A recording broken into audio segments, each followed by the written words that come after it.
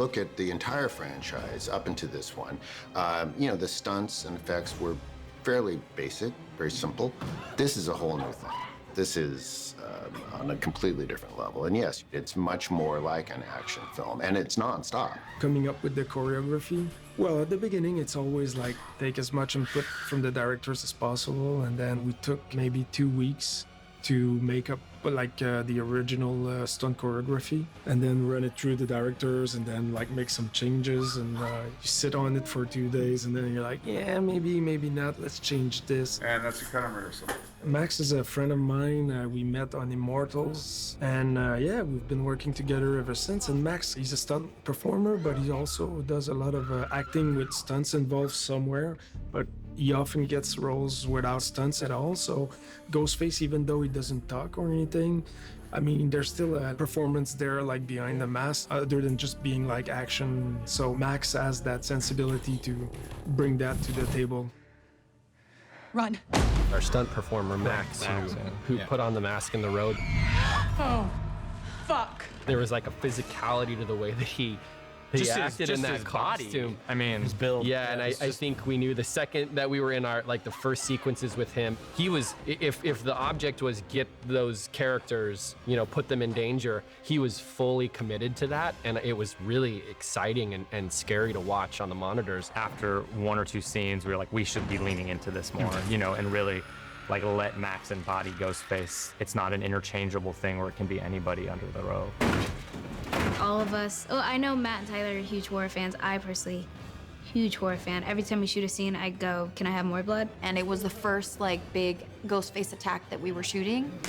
Jasmine, Devin, and I in that room, screaming at the top of our lungs, we all lost our voices. I want to say it took us 2 weeks to do that whole apartment attack and then into the ladder scene. I was hurting for the next week. I had bruises from here all the way down to my ankle, both legs.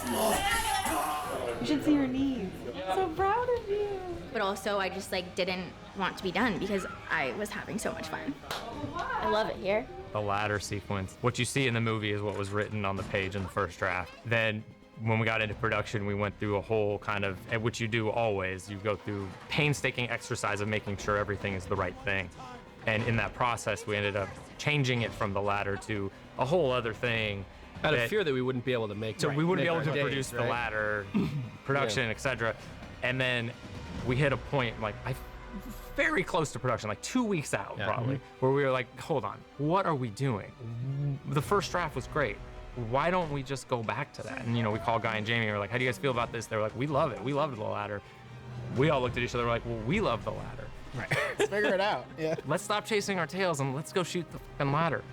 And once we did that whole thing and got there, we were like, right, this is dope for a reason. Yeah. And the simplicity of they are here, they have to get here. It's only 10, 15 feet, but it's 4 or 5 stories up. But that was the first time when I read the ladder sequence in the script. I put the script down and I called my mom. I said, you wouldn't believe the things that they're doing over here. They're madmen. Matt and Tyler work where they always prefer to be on a practical location. In designing the production plan, I always start with, let's see what we can do practically. Is there a practical location that can work, right?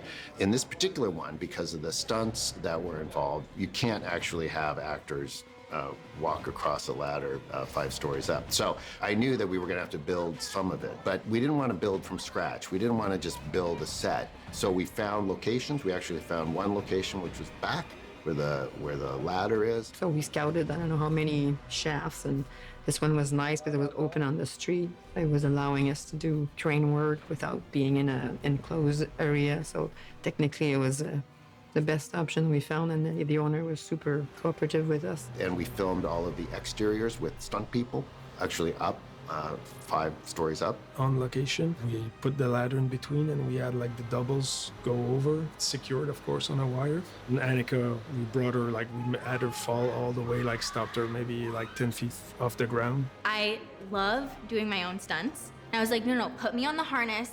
They said absolutely not.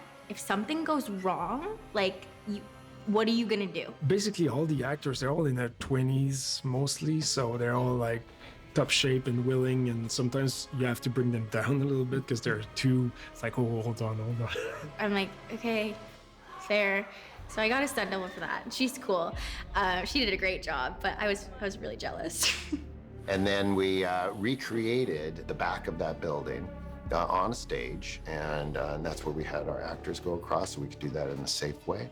And they matched perfectly. And the brick was really specific. It's got a little hairline in it, and it's like a texture that we had to mold, take a cast of the actual brick, like a mold, plaster and replicate it in plaster to match our sets to the exterior. So it was like an exact replica of the location. The apartment was on set to allow us to have the actresses go without doubles on the ladder from one window to the other. So it was maybe like 10 feet high, and we put a platform with big mats. Because when we shot it in the studio, I did it myself, but I was only falling from it was like 4 feet, not 4 stories. Actual actress Annika was doing her own thing of falling. I think if Matt and Tyler could have their way, they would never see a green screen. It's true, we haven't used any of those. There's no visual effects in the ladder sequence other than, removing the safety wires that we obviously had to have for the stunt people and the actors to make sure they were safe. But that's it. So when I say I develop a